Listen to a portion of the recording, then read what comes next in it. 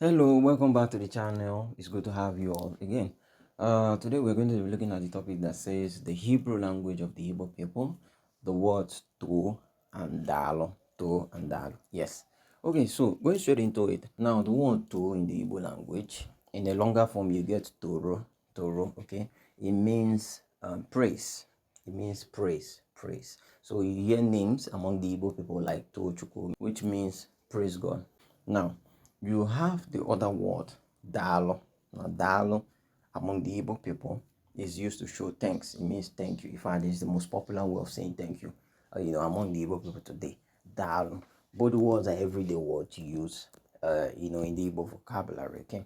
Now, what is interesting is when you look into the origin and the background of this word, try to find out how these words are sprung up in the Igbo language, you then discover that the words to and dalo are actually Hebrew words that the Igbo people use every day. Okay. Now, the words to and dalo, when you go into the vocabulary of Judea, for instance, that's today's Israel, okay, they call the word Tohdah. Tohdah. Now, that is interesting because when you say Tohdah, that means that they have merged both words together into one. They don't pronounce to and then da separately. They say Tohdah.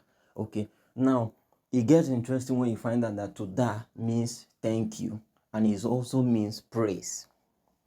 So I hope you are following the flow of that logic, okay? While we say to and dalo, in Igbo, in Judea they say Tohdah, they pronounce it together, okay? But it then has two meanings. It means praise and it means thank you, okay? So essentially we are looking at two different representations of the same idea yet again, okay? The same meanings from here to there, but they pronounce it together, which is actually it's a bit interesting to see from an Igbo perspective. You begin to think, why are the words together? Why not separately? Okay, so Tohdah is the word, while on the Igbo side we call it to and dalo. The same meanings from here to there, no difference. The same application. They are usually used to express gratitude. They are usually used to show reverence, and it's the one that shows courtesy. Okay, so from time to time you need to be able to tell people thank you. In the Igbo language, there are many ways of saying thank you anyway, but dalo is the most common. Okay, so dalo and to, two words in our vocabulary, becoming one word joined together in the vocabulary of Judea, Tohdah. So on this note, I'll end the video by saying Tohdah Rabba.